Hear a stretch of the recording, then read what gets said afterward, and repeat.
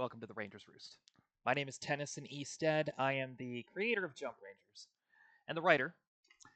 And this is a weekly show where I put myself out there on the internet, field any questions that come in through chat, talk about whatever's going on in my life. And, I think,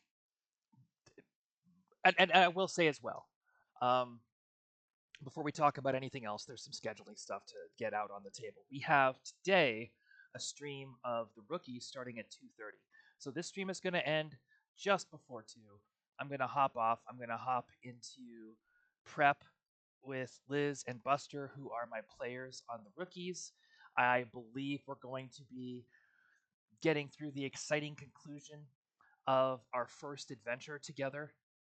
Next session will probably be a wind down session where we regroup and talk to people and figure out what the next steps are. It's been a really fun adventure. It's been called The Search for Spark. It delves into the history of the loom. There's been a lot of interesting secrets and stuff revealed. I'm going to be writing up the whole adventure um, as a tabletop supplement, and we're going to be doing that on Thursday's stream. So the whole streaming schedule here is, and this is the second scheduling thing to talk about, has been revisited and rebuilt. I'm going to be streaming every day for 4 hours except Wednesdays and Sundays. So Monday, here we are.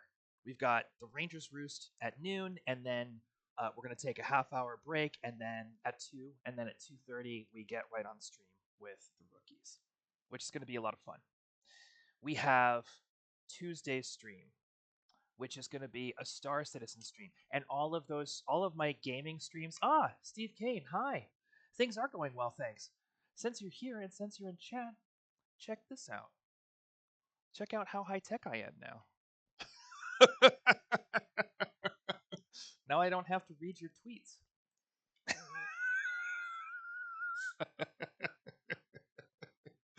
It's been good. It's been a good couple weeks. My friend and producer Lucinda is here in town. We got a new puppy, which you may or may not have met, but which Ippy Looney's in the bathroom right now. I think Gambit might be sleeping, so we're gonna let her sleep. She is manic. This dog is eating things. This is absolutely the romantic comedy dog. She's a wrecking ball, but she's very trainable. She's very smart. She's just also super energetic.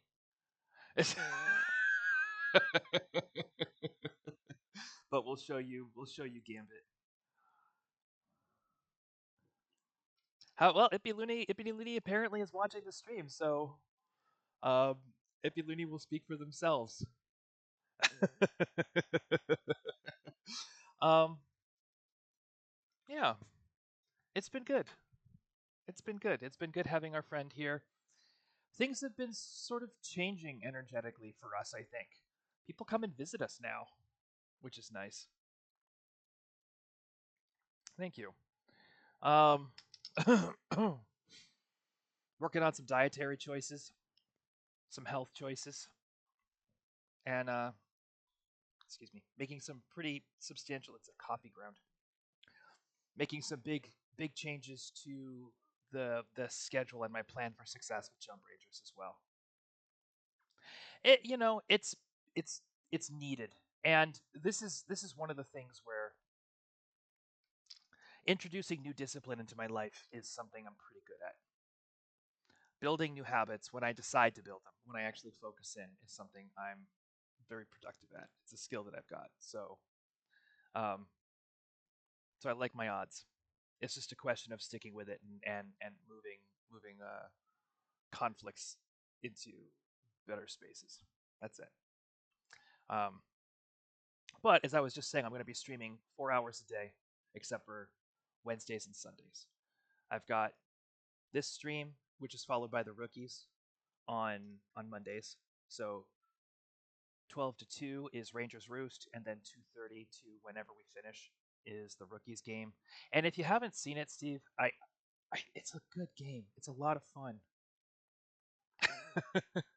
I I don't know why I have this. Um, there's a couple of different elements to it. I think that I think that part of it is that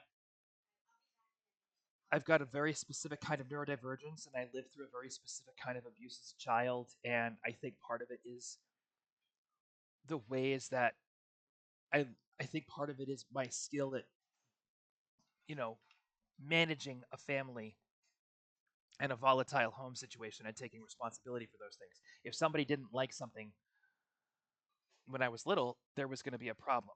So I got very good at changing those things and moving those things around.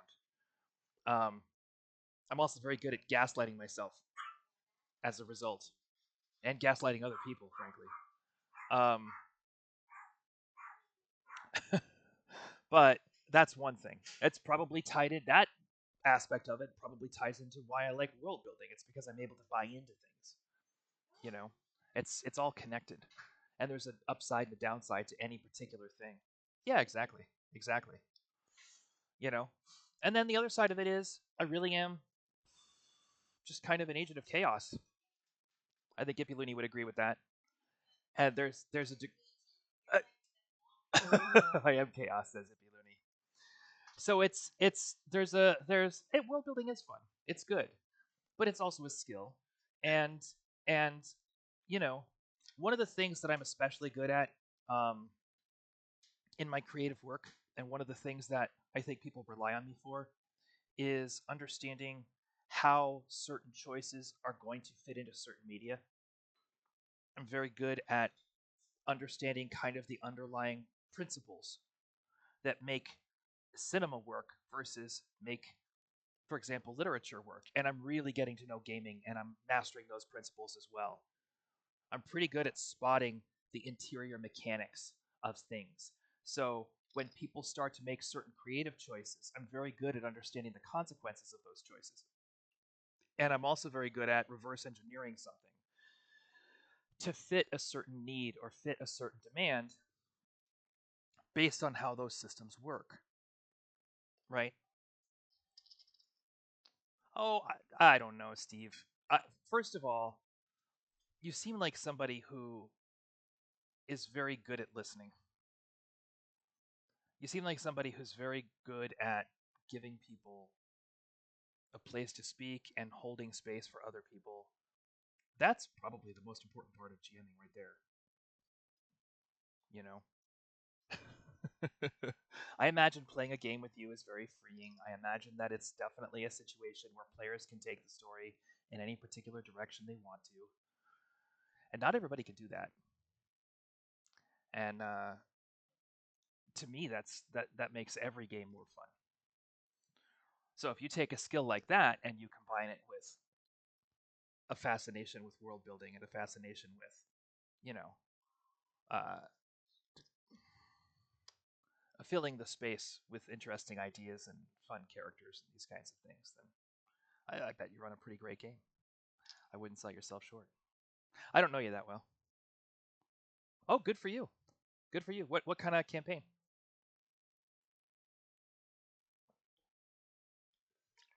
I gotta have my fizzy water.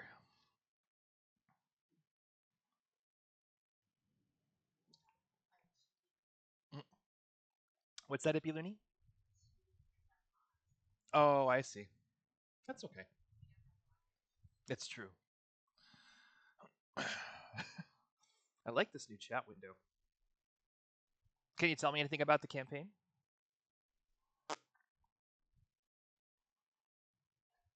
I realize that I might be asking Steve to type, and typing isn't the same level of easiness for everybody.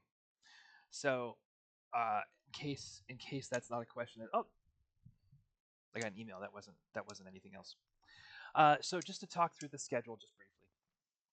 Mondays is Rangers Roost at noon, and then at 2:30 we go into the rookies. On Tuesday, Stars Without Number is the system we had. Stars Without Number. Don't know that game, but it sounds pretty. I like the sound. It sounds very exploration based. I'm glad there's a session zero, and I'm glad more people are getting turned on to the idea of establishing a baseline of safety for gameplay. That definitely wasn't the case when I was young. That's part of it then. So, so yes, Tuesdays at 8 a.m. to noon, I'm going to be streaming Star Citizen. Wednesdays is Ippy Looney's Disney Day. We do not mess with Ippy Looney's Disney Day. Thursdays at 3 to 7, which is all of this is Los Angeles time. Thursdays at 3 to 7 Los Angeles time, I have um, uh, Ranger Stories, which is when I read and edit on stream. And and then Friday, 8 to noon, I'm streaming Star Citizen again. And maybe those streams will change and I'll do other things. We'll see. But I just want to keep the channel alive and I want to share the things that I'm interested in. And if Star Citizen is having issues, it is right now. I'm having a hard time playing. We'll do something else. The GM is working on getting everything ready for the full campaign, so I don't know too much there. Oh, I see. I see. Is it a homebrewed system or is it a? It's a book. Ippy Looney just looked it up. And then, um, and then, and then Saturday. The intro one shot was set in the past. Interesting. We like a time travel story. Hey, do you want to bring Gambit over here to say hi on stream? And then Saturdays, noon, just like Monday, Saturdays at noon, I start the Data Deck Files, which is game development and writing. And then on those days when we can, we'll do metagame at 2:30. Look at this girl. Look at this girl, Steve. Here, let me scoot over. Oh. Look. Let's see if we can get her face close enough to the camera so that we can see more than just fluff. What a good girl. Thanks for saying hi, Gambit. This is Gambit. She's named after Chess, not X-Men.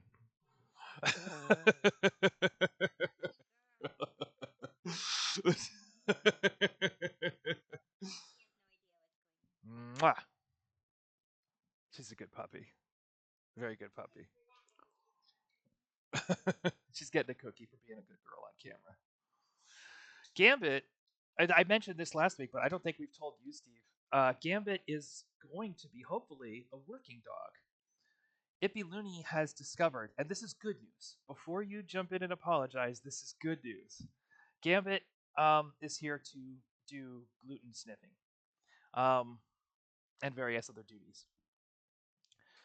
We've discovered that scientists in Switzerland have discovered that one of the symptoms of celiac, which Ippy Looney has been diagnosed with, is what's called gluten ataxia. This is not something that doctors in the United States are willing to even talk about yet. But gluten ataxia is when so celiac is an autoimmune disease. Okay, it's not a gluten allergy. It is a situation where your immune system, when it detects gluten, starts eating the interior of your intestine and your small and large intestine.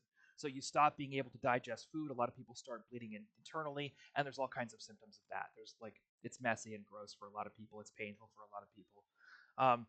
But apparently, sometimes in rare cases, this autoimmune disorder will also cause the immune system to attack the nervous system, both the spine, the cerebral cortex, the cerebellum, and the optic nerve.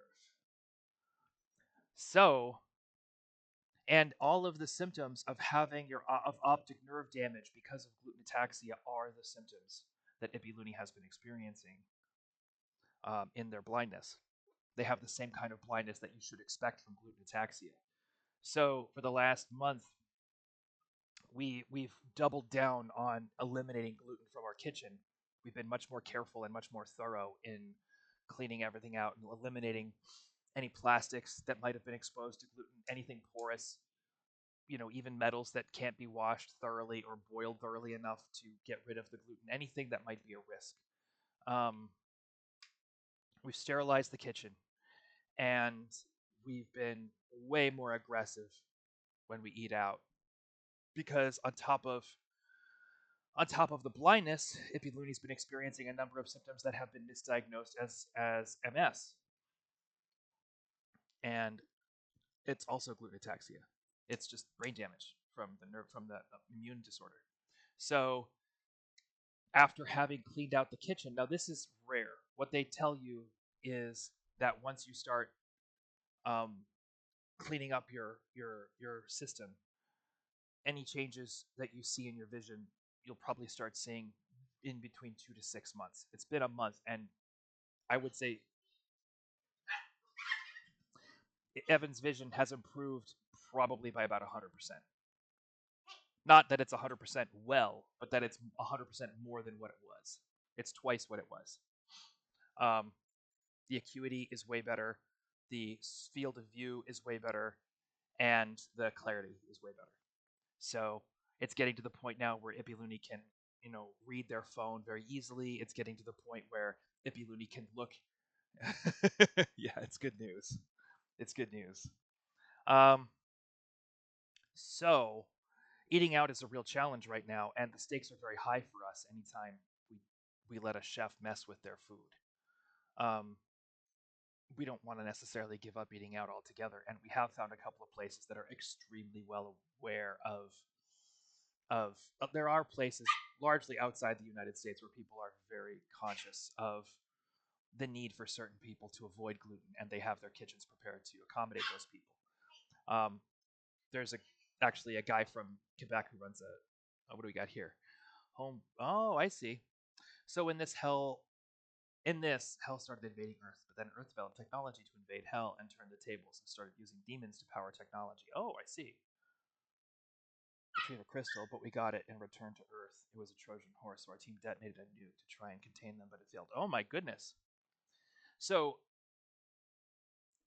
you know, is it sort of a who's really the bad guy here kind of situation? Are the people as bad as the demons? Is Hell just another dimension that's being colonized by people? Or is it or are people the victims of of the fact that Hell exists?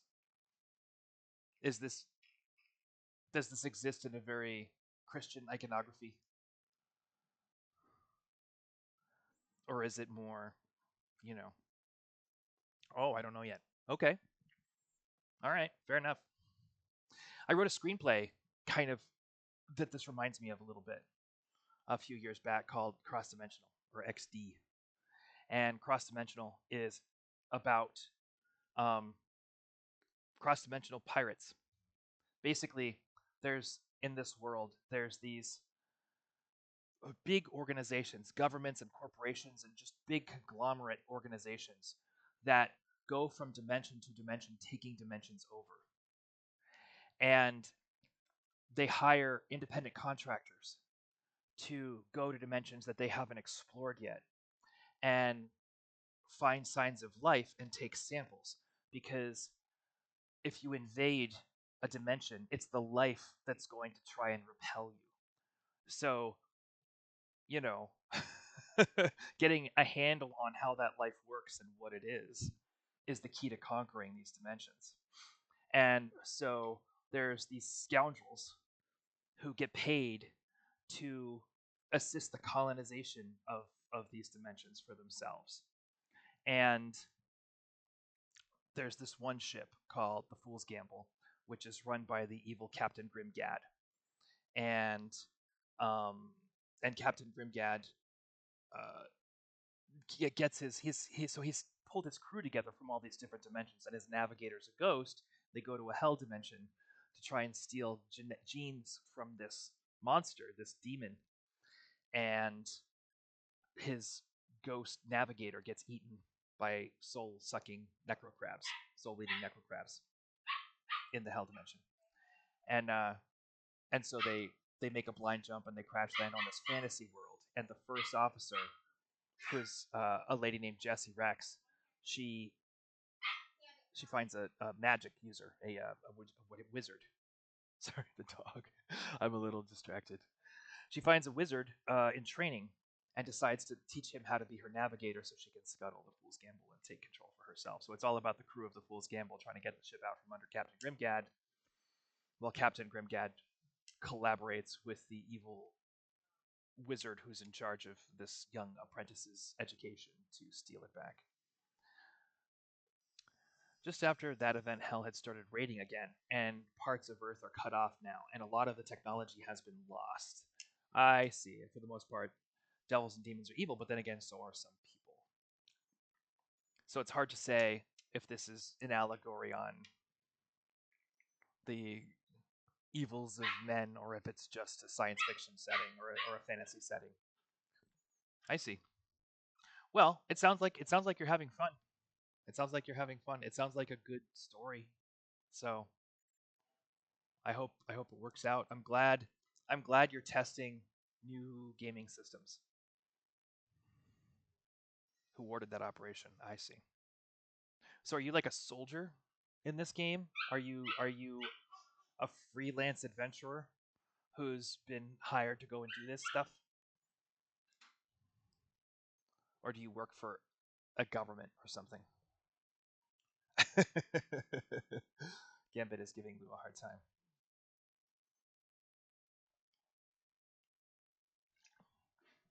Uh, Fizzy water. Very nice.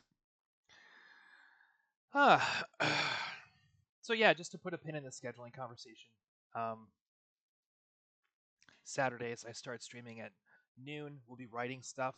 The first thing we're going to be writing is the sort of fleshing out the source book for the game that I've been running in the rookies, the Search for Spark. We'll pull stuff from other data decks that is necessary to the book. We'll do a whole lot of other stuff. Um, we're soldiers. I don't know who the camp. Oh, I see. Interesting. Okay. Very cool. That's neat. Well, it sounds like a very creative game, and I like seeing homebrew gaming engines out there. I like seeing people working on solving the problems of tabletop role playing. If Dungeons and Dragons is gonna be as exclusive and rigid as it is, then it's important for people to be developing new systems. I love seeing that Critical Role is building their own gaming system. I haven't tried it yet, but um, in general, you see the collapse of institutions, and it's an opportunity. It creates room in the marketplace for people to experiment and try things. Hopefully, we'll see Jump Rangers catch on in that vein as well. It might be smart to make a generic role playing engine out of the Jump Rangers engine. And I definitely at some point want to revise and edit Restoration to be more uh, freeing and more compatible. Daggerheart and Candela. Oh, Candela Obscura is a gaming system. I didn't even know that. Is it the same engine in two different settings? Or is it two different engines? I heard about Daggerheart. I didn't hear. I've heard the phrase Candela Obscura. I just don't know what it is. I assumed it was an adventure that they were doing, a stream, a series.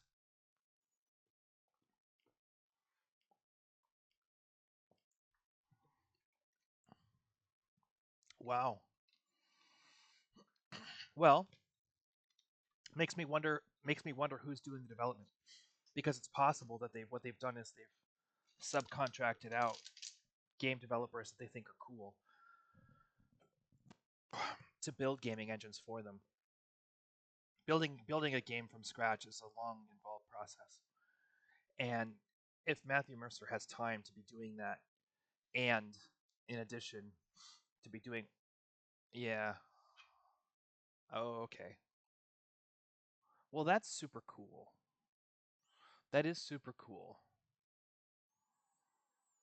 I don't watch their stuff. I just know who they are, and very loosely, a lot of the people in that community are on the outskirts of my community. There's a lot of crossover. I've also sort of been loosely connected in the Kevin Bacon sense to a lot of people involved in Nerdist before Nerdist imploded. So, um, Yeah,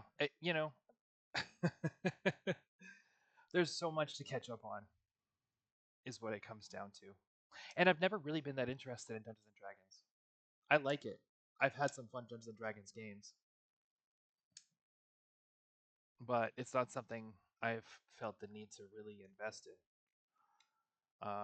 I liked the new movie, and I haven't even read any Dungeons and Dragons books since third edition.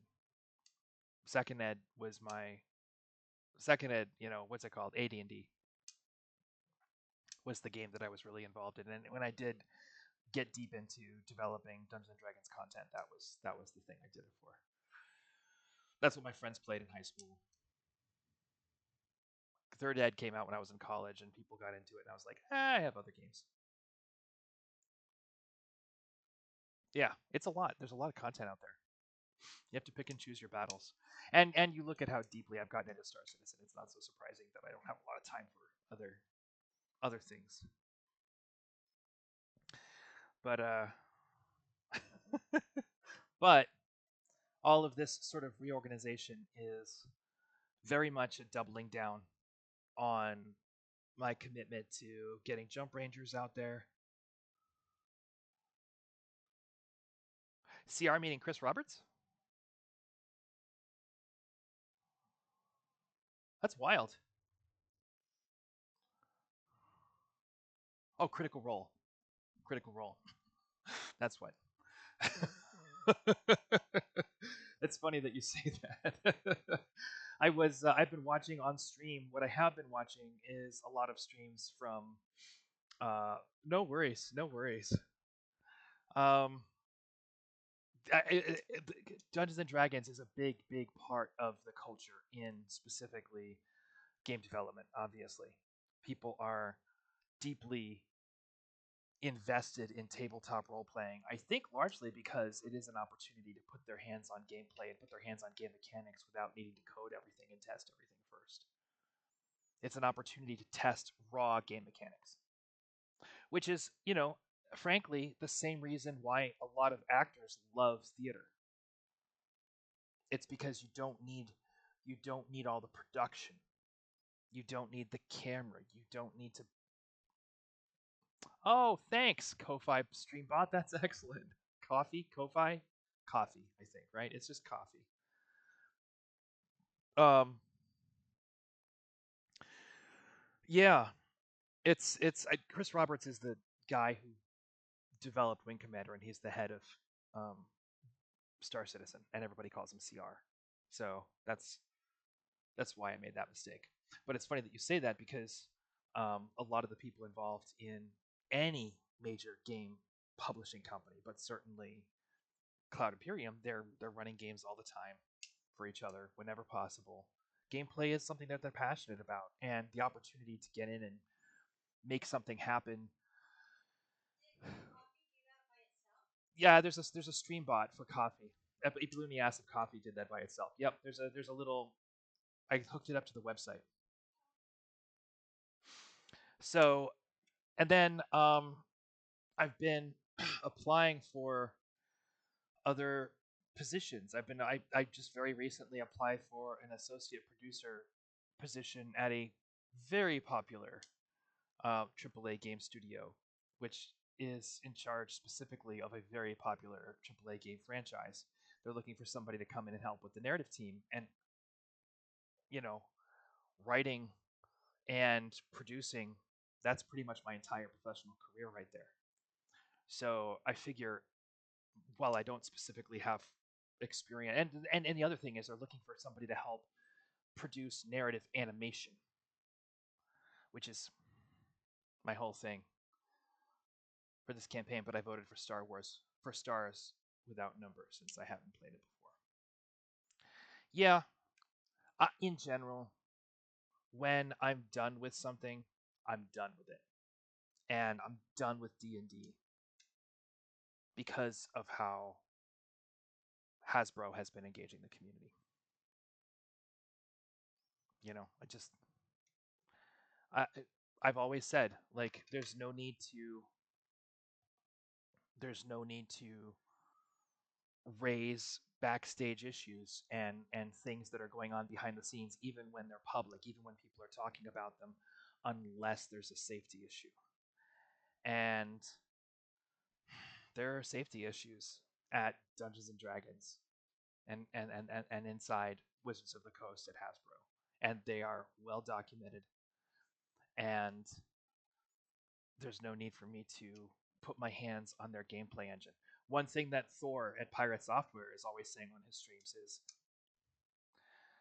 you know, if you want to if you want to put the heat towards a game publisher, don't play their games. It's not about not buying the loot boxes. It's not about not, oh, they're not having access to my wallet. If they what they're really vying for is your time and attention. You have to deny them that in order to make a difference. And thank you for the wishes of good luck. They're hiring for the position, and I spent 10 years producing feature film animation, feature film CGI. So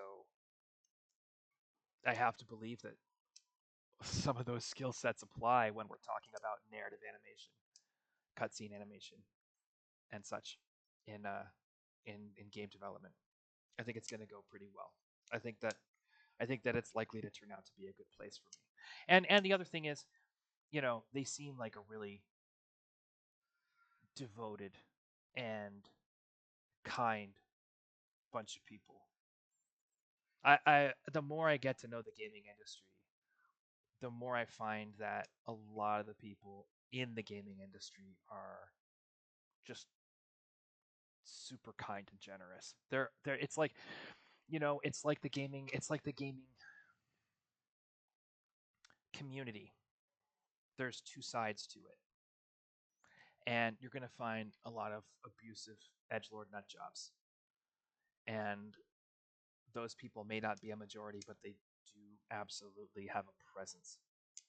And in just about every gaming community that's out there. And that's fair. Well, yes, and right. It's like show business. This is how I see it. It's like show business. Hmm. There's always going to be people out there trying to do good work and trying to do amazing things and trying to create strong communities. It takes two things to succeed in entertainment, right? It takes strength in craft and strength in community. There's always going to be people out there who are really devoting themselves to their craft and the strength of their community, and who are doing their best to innovate and bring magic to both of those pillars of excellence. And the question becomes, who are they working with? What resources have they managed to put their hands on? And what compromises are they being forced to make those resources work? And have they had the stamina to keep looking for relationships until they find relationships where they're able to bring their best work to the table? Now, sometimes, you know, that effort gets corrupted or abused by management. Sometimes those people make so many compromises that eventually they pick up bad habits along the way. Some of these people will course correct given the opportunity, others won't. Some of these people will find new relationships to work under and do better work because of it, and some of them won't. You know, so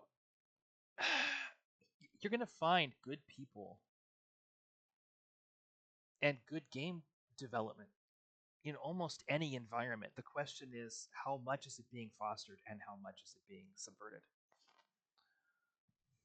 So my thinking is there's always going to be a reason to trust at least certain people in any given environment.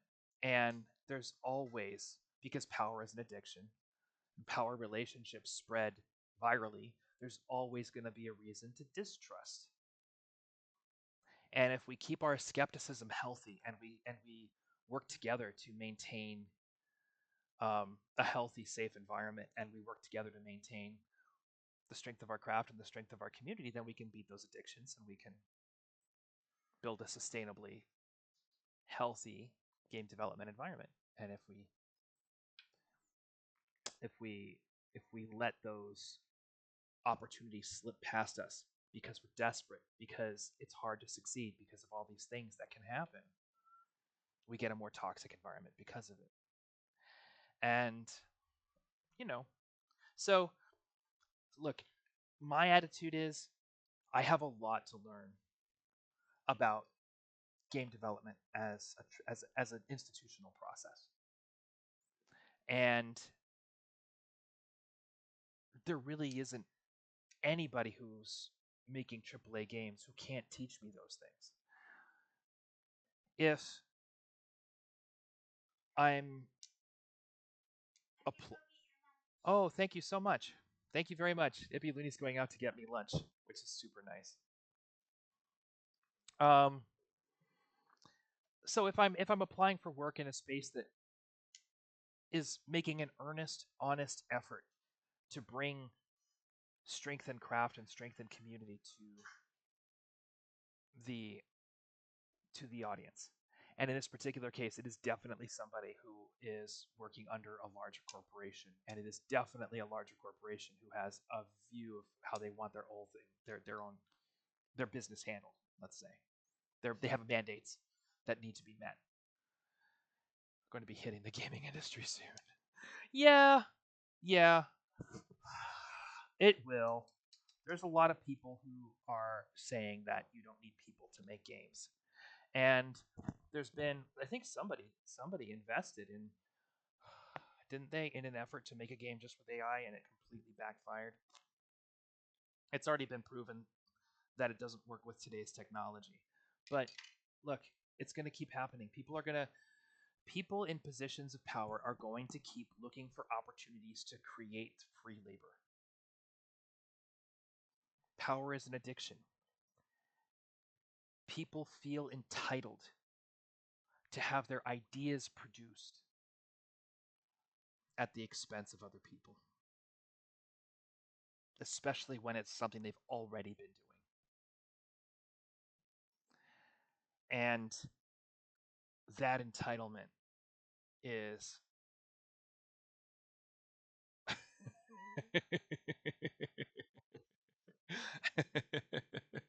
yeah, it will be. It for now. For now. And it may get to the point when artificial intelligence is actually able to think creatively and use structured systems of thinking to arrive at original or at least productive um, outcomes.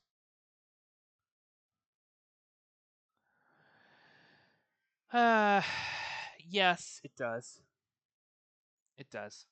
There's a lot of it does, and we're already seeing layoffs in creative fields because people are relying more and more on artificial intelligence.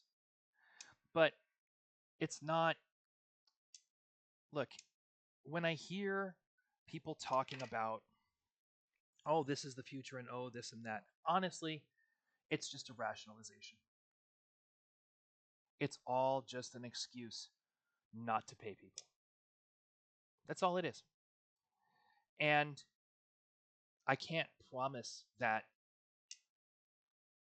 things aren't going to get worse because we double down on those rationalizations and go ahead and fire all those people and replace them with language models. I can't promise that things aren't going to get really bad because of it, but those bad systems are not going to be sustainable because right now, at least, the labor that they're using for free isn't getting the job done. And, you know, they'll keep the reason why they're doing it now is because they need AI to get to the point where it is getting the job done. And that's not going to happen if we give up on it. So what they're trying to do is they're trying to make our systems dependent on artificial intelligence as much as possible so that they can keep making the investment. They're trying to create a what you call it, a sunk cost fallacy. They're trying to get people in boardrooms to say, well, look, we've already, we've eliminated this number of jobs and we've replaced them with these services, and the services aren't getting the job done, so let's go ahead and get the research and development done. Let's get them up to speed. They're trying to create more urgency around that. Because if you can go ahead and replace those jobs without paying those people, it validates any amount of research and development that you can throw into it. Free labor is always economically worth the cost. And the consequences of that reality of capitalism are, yeah, and they're fighting against legislation to protect copyright. That's absolutely right. That's absolutely right. You know, it's all about exploiting loopholes until they don't become loopholes anymore, until they just become systemic. And that notion of making loopholes systemic has already done irreparable harm to the film industry for certain. I imagine the gaming industry isn't any different. There's a lot of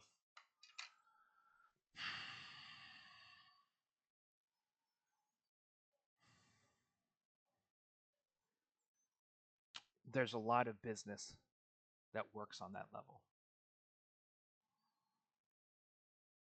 That's right. That's right.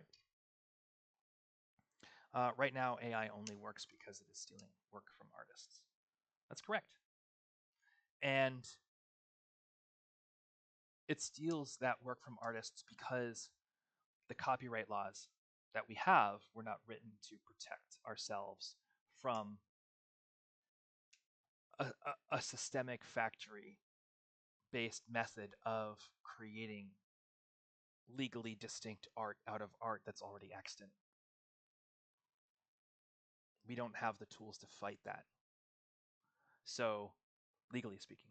So, the corporations are taking advantage of that legal loophole and creating massive amounts of content based on what is ultimately just the fact that our laws haven't caught up to the technology. And their job now is to make sure that the laws never do catch up to the technology. Yeah, no, it's well, and then at the same time we have AI getting involved in healthcare. We have AI getting involved in things that have much more immediate stakes than entertainment and the arts. I'm never going to say that arts and entertainment is a low stakes game. It's not. Our culture is the backbone of our ability to communicate with one another, and it is the foundation of every shared human endeavor. It's big work that we do, even if we don't see it every day. But healthcare is now. Healthcare is people who need help today, right now, right this minute, and a doctor's job is to provide it. And when we have AI coming in and making suggestions, yeah, I mean, adding glue to pizza to make the cheese stick better, that's going to get people sick. That's a lawsuit waiting to happen. And it's not enough to say we had them sign a disclaimer before they had access to the because the point, if Google is using artificial intelligence, then the point is to inform people. And there's an implicit agreement between the informer and the informee that they are doing their best to be a trustworthy source of information. You know, replacing journalists with artificial intelligence, replacing medical professionals with artificial intelligence, and yeah, replacing entertainers with artificial intelligence is ridiculous when artificial intelligence can't do what we do. And if it comes to a point where artificial intelligence can do what we do, then we have no business not paying it. We have no business owning it at that point. If artificial intelligence can do what people can do, then artificial intelligence is people, not intellectual property. And if it can't do what we do, we need to stop giving it that responsibility. I think I should probably cut and paste that. That's a pretty good little clip. That's got to go on the website.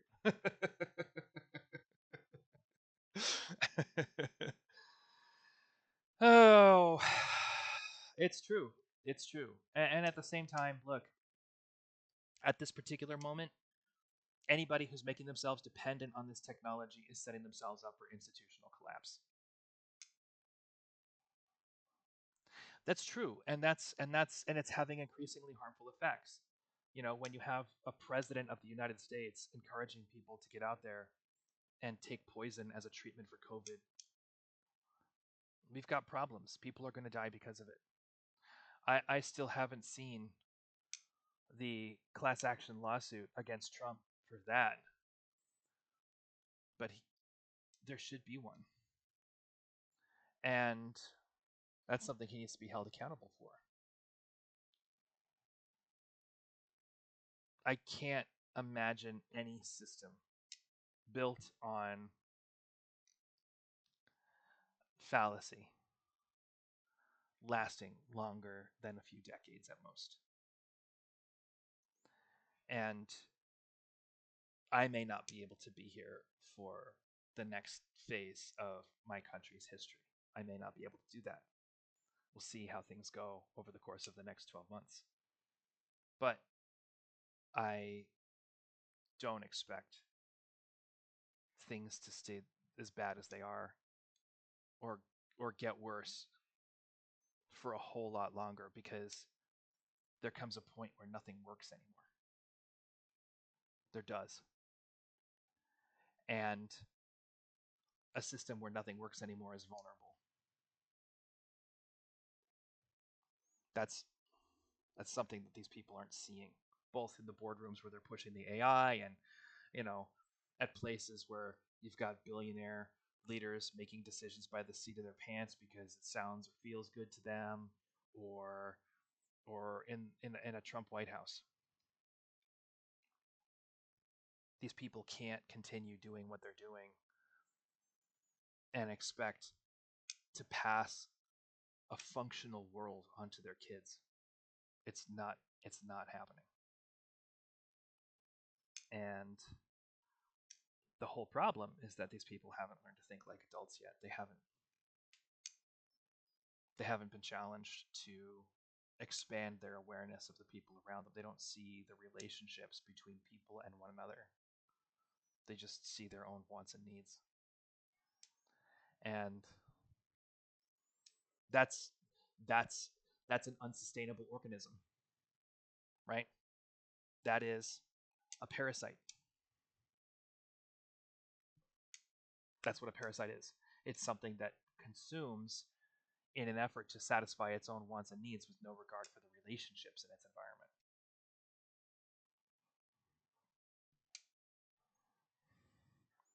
Parasites don't live very long.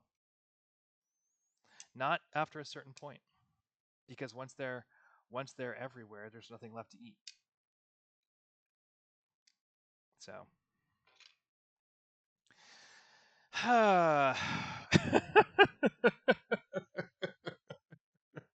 you're right. It's a systemic problem with regards to how people think. And going back to where this all started, how do we affect how do we affect people's ability to think? How do we affect people's ability to accomplish things? How do we give people the understanding that they are connected to one another? It's through culture, right? I don't know if I've touched on this in a while, not on this stream maybe, but back when I had my brain injury, I thought I was going to die of a stroke. I wrote down everything I had come to understand about the entertainment industry so I could leave that body of knowledge for the people who were going to be left behind if I died or couldn't communicate. And one of the things that I landed on was a working definition of culture. Culture is the body of experiences that people can choose to have in common. because the things that we choose to have in common allow us to make certain assumptions about one another. They give us a common vocabulary. When you choose to walk into a movie theater or read a book or play a game, right? And you meet somebody else who's made that same choice, you can assume that they're interested in the same things that you're interested in. You can assume that they understand certain things because understanding those things is what inspired you to check the game out in the first place. You can assume that they have certain values, maybe, because that game embraces those values, and that's something you can connect with them over, and it's something you can trust them to understand. Giving people better culture is how we raise the bar on the functioning of society. And because you need that shared understanding in order to accomplish complex goals. I can tell you that nobody is going to cure cancer without Star Trek because I've run a neuroscience laboratory. I understand how biological science works. And most of the people who get into it are not comfortable talking to other people, but they'll talk to you about Star Trek, so you better have watched it, you know? And when it comes to gaming and when it comes to my interest in gaming, I I think that gaming has a more deep informative impact on how people function than just about any other form of entertainment. Because when you play a game, you're forming habits. You're doing something again and again and again and again. And the thing that you're doing is rewiring your brain so that you can do that thing more effectively. So if that thing is not productive for you, if that thing is unhealthy in some way, you're going to start doing other things in your life based on that habit. If we make games that are addictive, quote unquote, if we make games that suck you in and demand your time and don't help you find empowerment in that process, if they disempower you so that you feel more desperate to keep playing the game, and you play that game for an hour a day, after a year, you're a mess. On the other hand, if you have a game that helps you see the world in a more holistic way, if you play a game that teaches you to look for certain things in your environment so you can use them to your advantage, if you play a game that encourages you to grow or to think outside the box or do what any little thing again and again and again, if that habit that you're instilling in people is going to get people to be more productive in their own lives, then you have made a game that is going to change the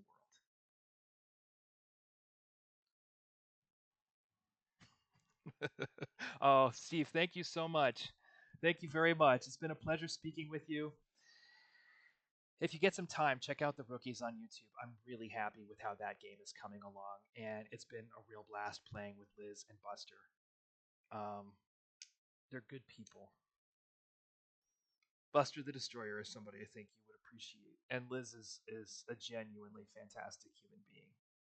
So please check out the Rookies and have yourself a great day. All right.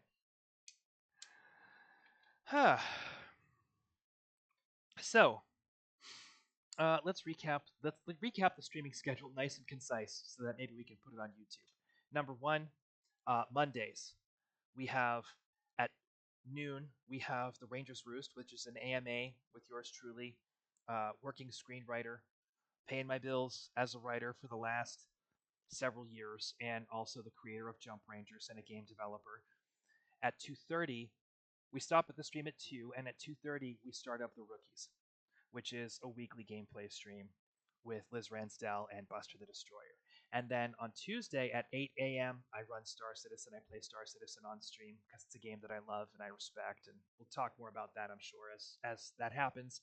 Thursday at 3 to 7, we play. We get into Ranger Stories. Ranger Stories is a show where I read and edit content that I'm developing for the Jump Rangers universe. Friday, 8 to noon, again, we could play Star Citizen or something else. And then on Saturday, noon, we start streaming Data Deck Files, which is me developing gameplay and content for the Jump Rangers universe, and we stop that on certain Saturdays at 2:30. We stop at 2, and at 2:30 we play Metagame, which is Jump Rangers developers playing Jump Rangers. That's our streaming schedule. I wonder if I got through that in less than a minute. I wonder if that's possible to put on YouTube. We'll find out. That's the deal with that. What else is there to discuss? Ippy Looney ran out to get me lunch, which I think is lovely. That's really nice. Acts of service, and acts of service is one of my key love languages. I really appreciate it when people do things to help me. And this is something that Ippy Looney's done to help me, and I think it's really lovely. Um, so why is all this happening? It's funny because Ippy Looney was just talking to Lucinda about this. I'm not happy with the level of success that I've been seeing in my career. I'm not happy with the level of success that I've been seeing in Jump Rangers. I have more liabilities than ever before, and I need to make my ideas and my plans for the future materialize. And I was watching a stream with, again, Thor at Pirate Software, where he said, if you want to be successful at streaming, all you have. I always am leery whenever somebody says all you got to do, and that's what he said. So I know that there's more to it, and I know that he's distilling information, and there's other elements I'm sure that have contributed to his success apart from just his diligence. But he said, you got to stream for 4 hours, you got to stream 3 times a week. I'm sure that that has a lot to do with how the Twitch algorithm pushes out certain content. I'm positive of that. And I'm happy to accept that advice on those grounds. And at the same time, all you got to do, right? All you got to do to succeed in film is make great movies and build a great community around your movies and your production process. That's all you got to do. I have a sneaky suspicion that all you got to do to succeed in streaming is put out great streams and build a great community around your streaming practices. I'm positive that's it. But what I did hear in his advice is this idea that you should stream 3 times a week, 4 hours per stream. That's probably part of that process, I'm sure. And so I'm taking the advice, and I'm rebuilding my streaming schedule around that advice.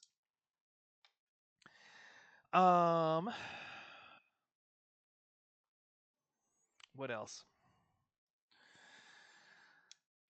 There's some other things. I also am going to take advantage of the fact that I'm going to be streaming for 4 hours because thank you, Coffee Streambot, because I do have a lot of game development that I've wanted to get out there.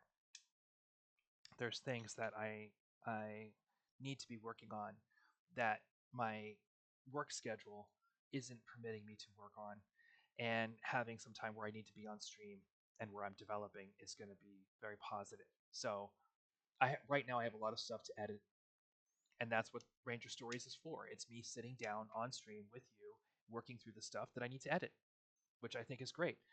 I do all of my editing on Google Docs, so it's convenient because I can just stream it off the web right onto the stream, very easy. OBS takes care of all of that, and I want to get all of the data deck files that I've written for the game. I want to get those updated to the 2.0 rule system. I want to go back through and rebalance those and try things out.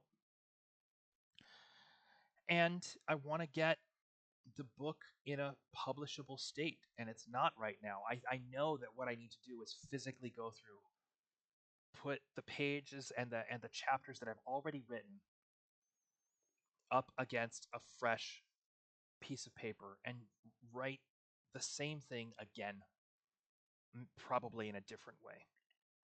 That's what I need to do. Because if it's not worth writing twice, it's not worth reading once. That's another piece of advice that I got that I think is very strong, very clever. And maybe I need to go through and hire an editor and hear what somebody has to say about the content before I do that.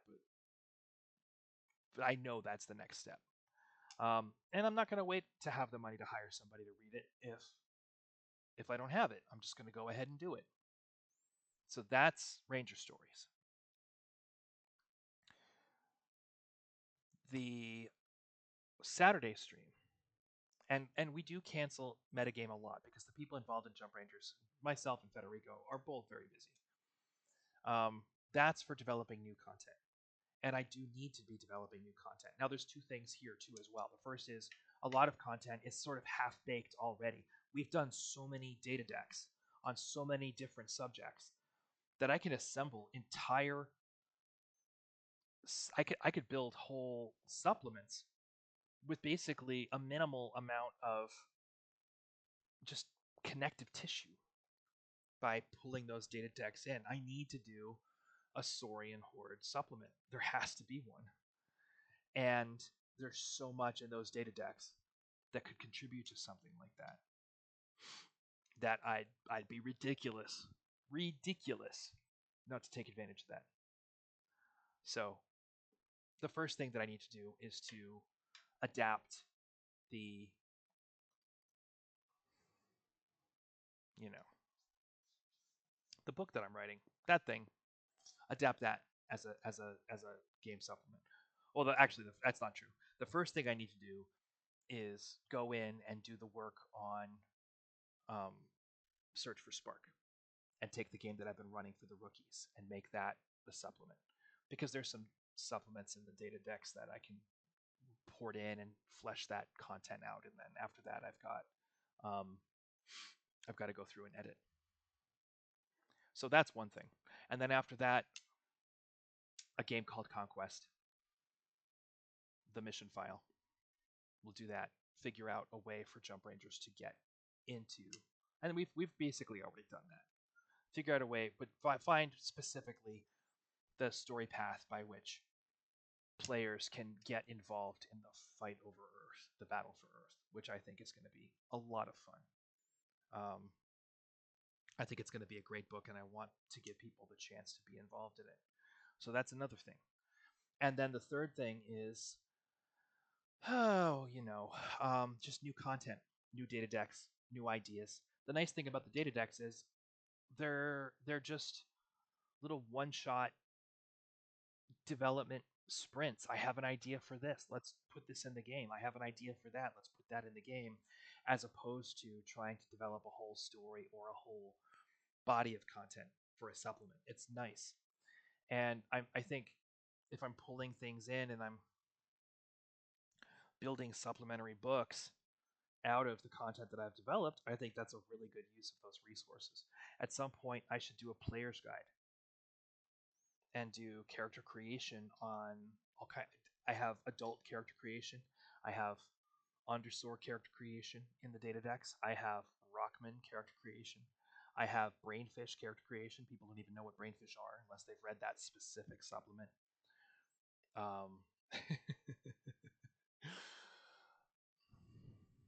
There's good stuff in there.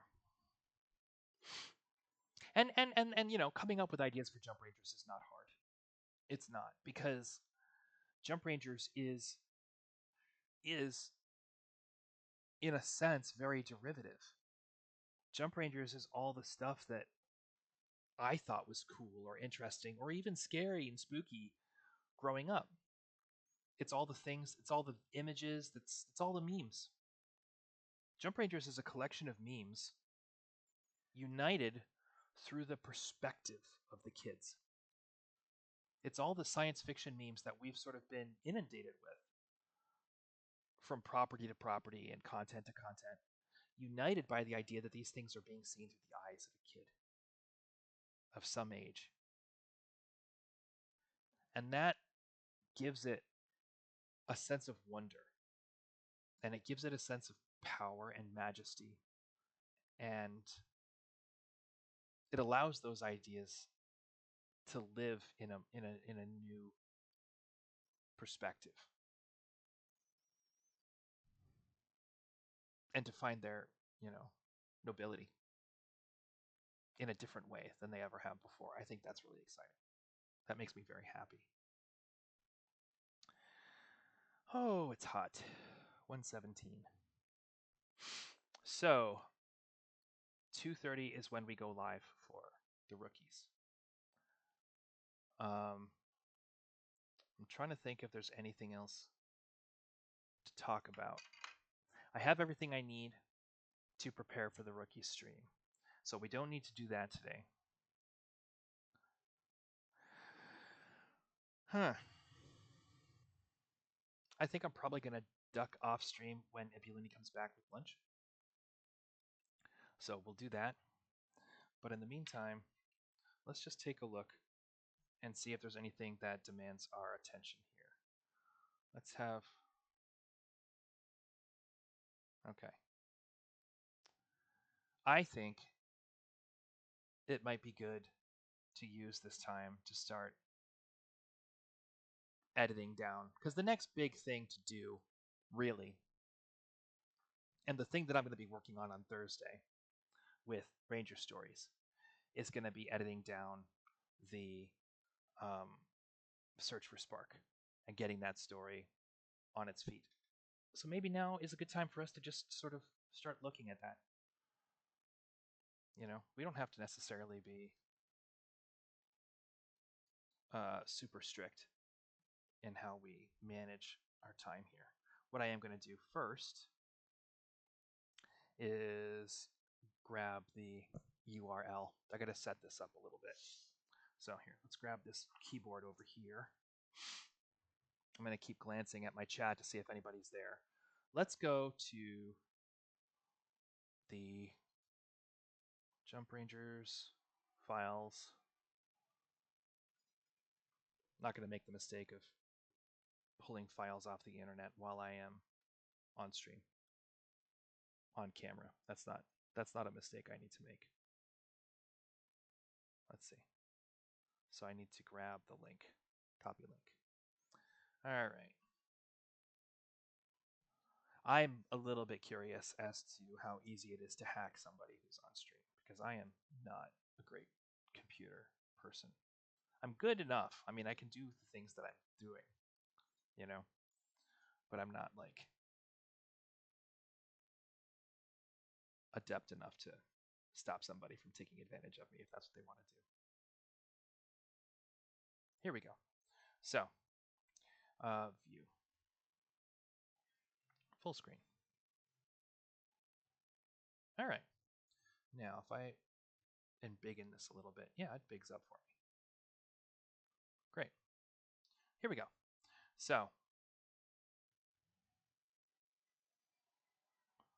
I'm going to put that down there for a second.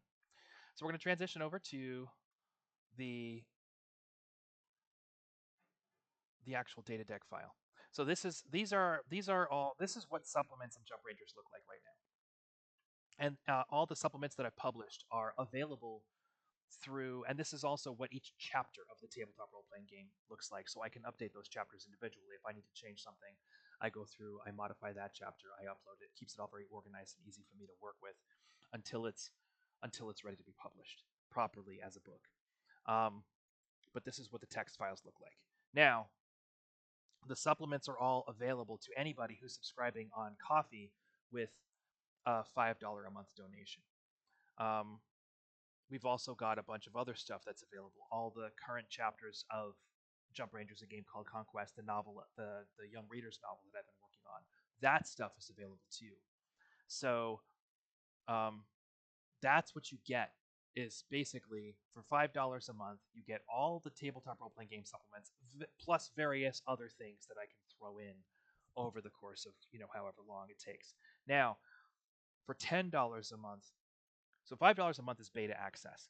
Game dev access is $10 a month. Game dev access is the ability to come and chat here on this stream with me, which I still need to set up logistically, but we don't have any subscribers yet. That's one thing. So when I do these Rangers Roost streams on Monday, people are going to be able to quote unquote call in through Discord and come hang out and communicate with me on stream. I think that's a cool thing. So that's one thing. Another thing that we're going to have is a weekly chat on Discord where I jump in and answer questions and various other, interactive things. $10 a month is access to the game dev process and not just access to the content itself. That's what we're doing there. I am also going to do $100 level where I run a game for people. And that'll help with the bills a lot. Okay, so here we've got some introduction stuff.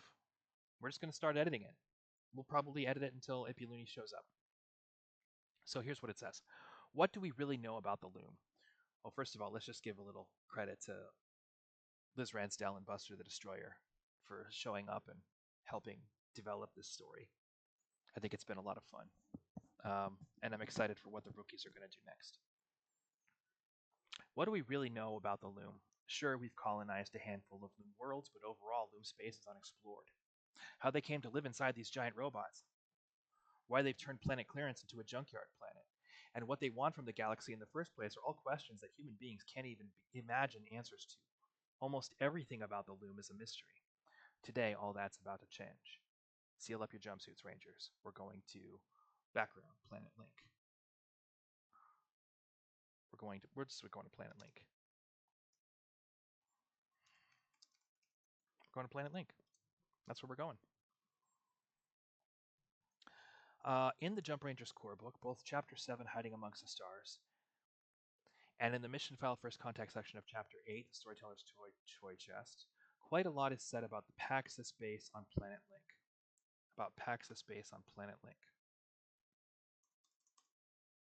And the Saurian Forward Operating Base we call. I got to remember what the name of that place is, and I don't remember. So we're going to take a second and just look it up. That's a very messy description of what that space is, and I know it's actually got a name. So it's in Chapter 8. I'm just glancing over at the Storyteller's Toy Chest. Here's what we're going to do. I even have a plan for this in the streaming stuff. All right, so side by side.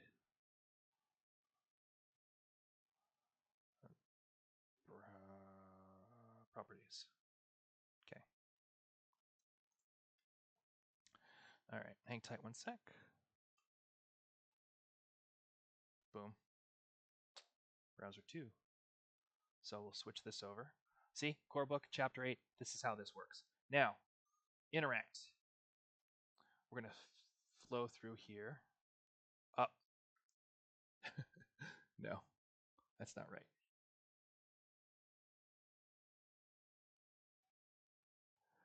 Let's go ahead and go back to this.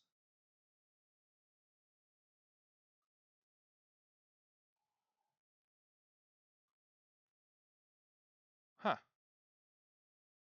Hold on.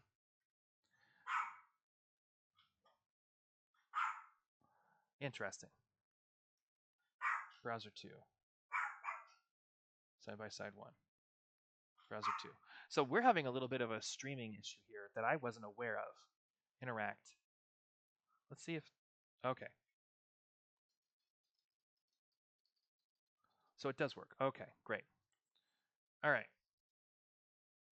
Sometimes these problems are just, OBS.